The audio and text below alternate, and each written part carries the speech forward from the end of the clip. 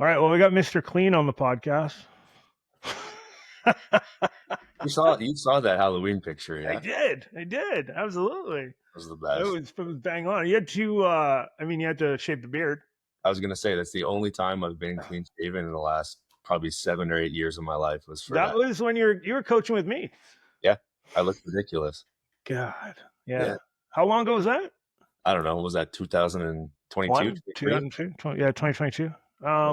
Yeah, Cool, man. Kyle Orr, thanks for coming on, buddy. Appreciate it. I know you're a busy guy, thanks for having me. but yeah, we're just chatting mental performance, all that fun stuff, mindset. You know all the shit I do. Yeah, And I'm thinking of guests, and I'm like, well, God, dude. I mean, we we talk on Instagram 30 times a day. Um, but why not have you on? You've obviously played at high levels, and I don't know. I think some people forget that about Kyle Orr. I forget Well, it sometimes myself, dude. It feels like a different lifetime ago in a lot of ways, you know? what year were you drafted in? 2006. Well, 2006. 20 years ago, man. Yeah, well, it's 2 years before my first, before Abby was born, right? I mean, I was young. I must have been 25 or 25 at the time. Hey, you were young. You know what I remember back then? You probably have this video somewhere. We were hitting at the cage at Lamerick. Yep. Remember when I hit the ball and it hits off the L screen and comes right back at my Yeah. face? Yeah. I think I might have videoed that on my Palm Trio. Honestly, there's like 2 pixels in that video. But no, man, I mean, that was huge. That was I remember coming into the academy where you were as a coach, and you and Carson were on your way out, and you had the national team going on. You signed to Kentucky. Draft was coming up. So what I kind of want to understand, if you can think back or if you ever reflect on it. Yeah. Do you remember what it felt like back then? Obviously, there's you kind of put on a show like you're the guy, and you were kind of the guy in a sense, right? Like, and what did that feel like? What did that pressure feel like for you at 17 years old? It's pretty wild, dude. Like reflecting on it I think when you're in it, when you're that young and sort of you don't know how the world works even, or you don't know who you are, you don't really understand the situation that you're in. Yeah. Looking back on it is crazy. Like, dude, we had like big time like major league executives and scouts coming to watch the Victoria Mariners play on Tuesday night in the Mavericks League to watch me hit. Yeah. Like it was nuts. I was 17, 16 years old. I didn't know what I was doing. I was just a kid from Victoria who happened to be pretty good at playing baseball. And, it all happens pretty quickly when you're that age, right? Like you sort of get through Little League, you play Bantam AAA, you know, Victoria Vipers was our team back then. The Bears and the Vipers, man. That's it, man. And then all of a sudden you're 15 years old and you make the Premier League team as a 15-year-old in the PBL. And my first year on that squad, we won the PBL championship. That was the year we had Michael Saunders and guys like Joe Leghorn, and Legs. we had dudes on that team. And Yeah. So you got some tall guys on that team.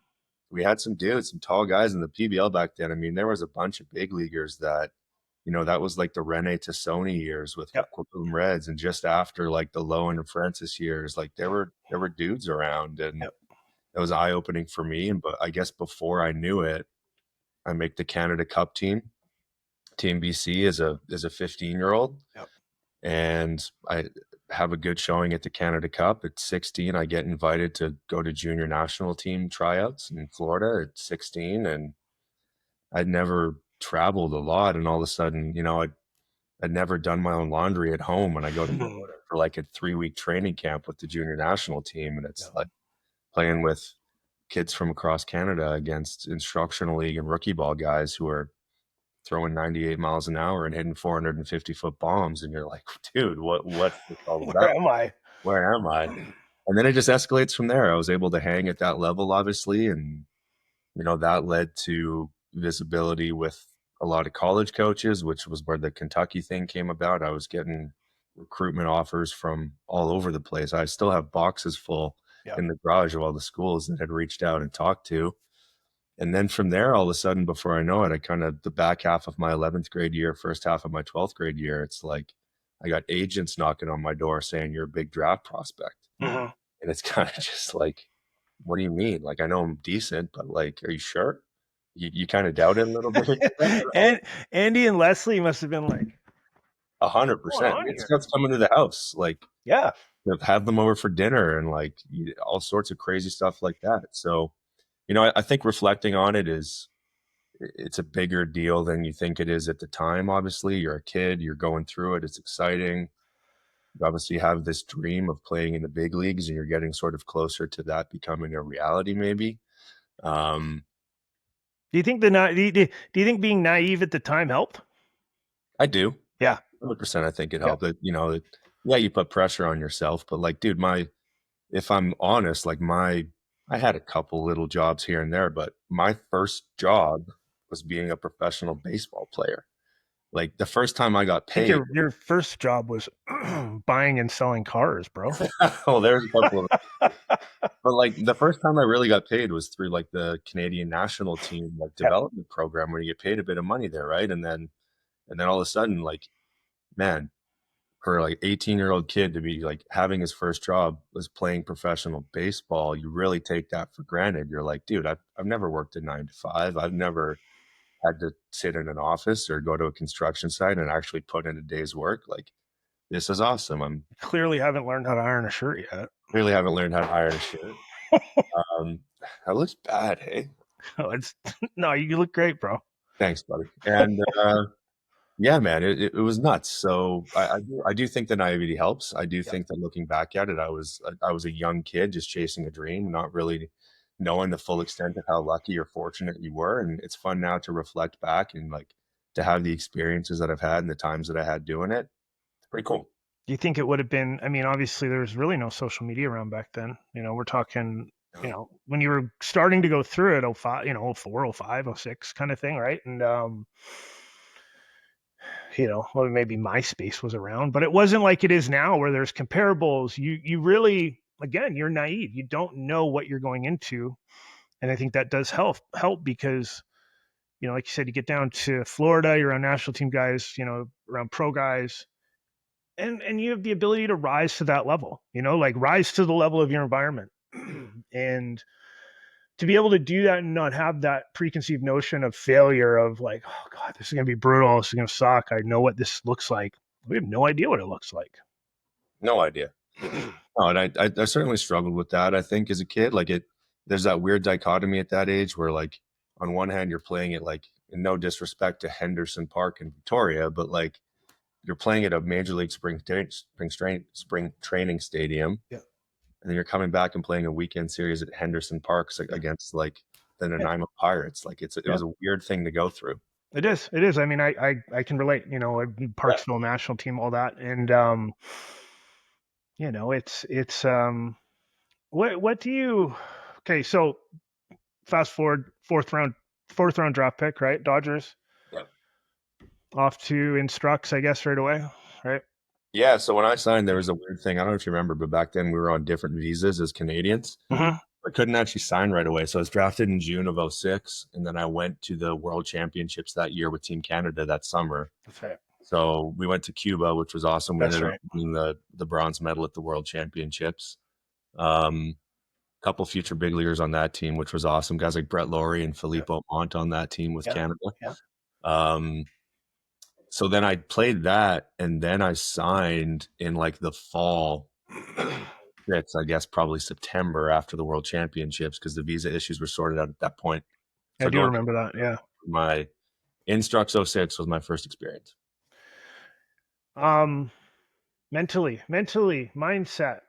When you got down there, was there any help with that? With conversations like, hey, this is how it's going to go. Obviously it's Instructs. There's no real veterans around. You're dealing with coaches, ex players. Working with you. Um, you're just kind of thrown into the fire. Yeah. Thrown into the fire. Very little support. Like I don't want to say there's none, but certainly the support came from the coaching staff and the veteran guys. The kind of guys that run Instructs are typically like coaches that have been around for a Yep. long time. And Instructs is typically like some of your bigger prospects and newer guys in the organization going for extra development and stuff. So, there's certainly a bit of support there, but man, I felt like a freaking fish in the ocean, dude. Like the Dodgers organization, you wear blue spikes. Everyone wears blue spikes. You have to. Like I didn't know that. My agent got me a pair of jet black spikes. So I showed up on day one with like 50 Instructs guys. I'm wearing jet black on black Nikes, and everyone else is wearing blue. And not only that, the locker room guy, like I was whatever the new guy, I got number 69. So like here I am wearing number 69 jets, like black spikes. You remember I had like long hair back then. Oh yeah, you had the little The wings yeah. going. Oh yeah. Like, his 4th-round pick out of Canada that we just signed. Like, keep in mind, everyone else there had played like their first season already, rookie ball, and getting there. Yeah. So yeah, thrown into that environment, I felt a lot of pressure. And you know, when you're a 4th-round draft pick, there's certainly an expectation of performance. So it's like, okay, you got to come in and hit the ground running here, kid. So did you? I don't think so. No. I did okay, but I certainly didn't light the world on fire. For me, it was like a big jump. It's a big jump. Like the caliber of competition at Instructs. Like there's the Arizona Fall League guys are there at that time too, and you're mixing and matching with them too, right? And the Fall League guys are the top prospects. Yeah, and I mean you're seeing Latin dudes who have absolute lightning bolt as arms, but no control too. Dude, hitting a rookie ball is terrible, right? You're throwing 100 and it's going everywhere. But yeah, another funny story. So fast forward, get through Instructs. Obviously, I don't think anybody, myself included, or the Dodgers put a lot of weight into like performance and Instructs. Like it was, you just signed, get your feet wet. Yep. Go to spring training the next. Let me ask you. Sorry. Okay, we'll come back to that. Did you know that going in? No. That you're there. It's not a lot of pressure put on you. Get your feet wet. Did you think going in like shit? I'm 4th-round guy. I got to come in. I got to perform.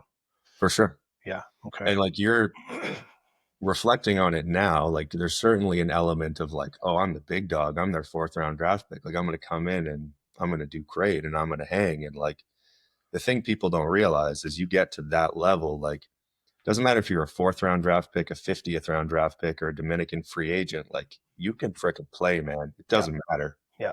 Like everyone there has tools on tools on tools. Yeah. So okay. So going back, you're going into spring training. I go to spring training, and spring training's in Vero Beach at that time before they built Camelback Ranch, where they currently are in Arizona. Spring training's in Vero Beach at like the original Dodger Town. And at Dodger Town, the minor league guys live there in like the old army barracks, so they converted to like hotel rooms. So spring training, my first spring training, there's, I don't know, 150 guys on the minor league side, right? It's massive. There's way more teams. Way more teams. You had all the Latin kids there. I think it was still unlimited rounds when you were drafted. Yeah, it was 50 rounds, so it was a ton. Yeah. So first of all, you're sharing a hotel room with 2 double beds and 2 cots. So there's like 4 of you in like a regular hotel room with 1 bathroom. And I had 1 roommate from Puerto Rico, 1 from California, and 1 from the DR. So like no one's speaking English, and it's like, where the hell am I? You go into like the food mess, the dining hall, and like Tommy Lasorda and Larry King are sitting beside you eating dinner. Like it's unbelievable stuff. And we kind of get through the first couple of days of camp when we get to our first inter squad game. And in 2006, when I was drafted, Dodgers' 1st-round pick is Clayton Kershaw. Yeah. And like 2nd pick is Preston Mattingly, Don Mattingly's kid, who's now the assistant GM with the Padres. Like he's high up with, I think, the Padres front office. Yeah. So like 2 obviously big time guys. My first ever inter squad at bat is against Clayton Kershaw. Yeah. Right. And here I am, lefty on lefty against Kershaw. And I remember that being the eye-opening moment. It was 3 pitches. I still remember it. Took a fastball, buckled on a curveball, swing through a high fastball. Like I'm back in the dugout in 12 seconds after stepping up. Pretty cool. He's still throwing. I mean, you and I text every time he's out there. I mean, Scherzer and Kershaw tonight at Dodger Stadium was like the coolest thing ever. At 7:00 tonight, we'll be watching that. Well, I actually saw an Instagram post that it was Randy Johnson versus Greg Maddux, 17 years ago, and they both couldn't start, so it was Scherzer and Kershaw. So yeah, I think that like Randy had 295 career wins. Maddux was like 320 at the time. Yeah, everybody forgets Maddux was a Dodger at one point. Yeah. Oh, yeah, that was eye-opening. That was the first at bat. I remember coming back to the dugout, and my hitting coach, a guy named Gary Ingram, who was a big leaguer for a long time, kind of patted me on the butt and said, like, dude, not everyone's like that. I promise. Yeah, right. No kidding.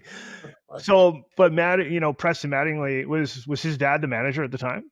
Was that when Don Mattingly? It was Joe Torre. Oh wow. Okay, that's right. Huh. Yeah, and then Mattingly was there shortly after that as the manager as well. I think Mattingly was the bench coach or hitting coach early on there, and then became the manager. Still blows my mind. He's on the bench in Toronto. I know. Just hang. You see him on Just hanging TV, out. you forget he's there. I know. They panned to the dugout. And it's like, oh yeah. Imagine being a young big league manager, and Don Mattingly's like your right hand man. That's money. That's money. Unbelievable. Um, what do you think? Um, so Canadian kids. Yeah. What are they? Obviously, you've had the experience of playing down the U.S. national team, pro ball. Opportunity to sign at Kentucky. What are we missing up here? What are we missing? What do we not know compared to maybe some advice to high school kids, parents? Maybe they should start to wrap their head around a little bit. Yeah. It's funny. I do think Canadian kids have a lot. I think there is an innate sort of like underdog mentality that comes with it. Like for a long time, my nickname when I played pro ball was Canuck because I was the only Canadian in the entire Dodgers organization. My roommate, like my guys, they just got lazy and called me Canada. Yeah. Yeah. 100%, right? So there's an element of like you could be elite here in BC, but like it really doesn't mean anything. Like there's kids all over the world that are doing the same and competing for the same spot. So you need to really, understand and look yourself in the mirror and tell yourself that like, hey, I might be good here, but I can't get comfortable or can't settle. Like as you know, athletics, baseball in different parts of the world, in the US and the Dominican Republic and Mexico and Venezuela and Japan and all these places, like it's a way of life. Yeah. And from like an early age, it's like it's everything to these kids and it's who they are, it's their identity, they're committed to it, they have a deeper purpose to it. If you're a kid growing up in the Dominican, one of your only chances to get off the island and have a good living is to get signed by a big league team and Yeah. you Take put care of your family. I mean, your family's depending on you. everything. You're able to buy your parents a house if you sign for $100,000 and set your family up and like like the whole thing is different. So I think there is a lot of benefits that Canadian kids have because there is sort of like that Canadian underdog mentality when you go to the US, and Canadians certainly have a reputation for being hard workers and grinding it out and being kind of blue collar kind of guys. Yeah. But there's so many levels of that, and as you continue to narrow down the funnel between high school to junior college to D2 to D1 to pro ball, like the guys that continue to go, like they're the guys that can really grind it out. Yeah. Their pro ball is not glamorous at those levels, man. Like it's not fun. Like it's fun because you're playing baseball, but like, well, I mean, I think you could look back probably on a lot of times and remember hating life, and now it's like, oh, those are some of the best years of my life. for sure, when you're 19 and you're like, oh, dude, I got to go on this 10-hour bus ride and go play in this small town in front of 1,500 people in this crappy old stadium. But like, dude, guess what? Like, you're at the ballpark from 2 o'clock in the afternoon to 10 o'clock at night. Like, you're provided for, your food's there. Like, you have the best coaching staff, the best medical staff, training. You're hanging out with the guys. Like, Yeah. it's the best time in the world. And you have to have some perspective on that. But it's tough. But like you said, when you're young and you're that kid and you're in it, you don't see it that way. No. All right, well, we're at 18 minutes, so we're gonna wrap her up here, Mr. Orr. But I have a question here. If you could go back and coach yourself at 17, Yeah. what would that conversation sound like based on what you know now? Great question. Thanks. Yeah, you're welcome.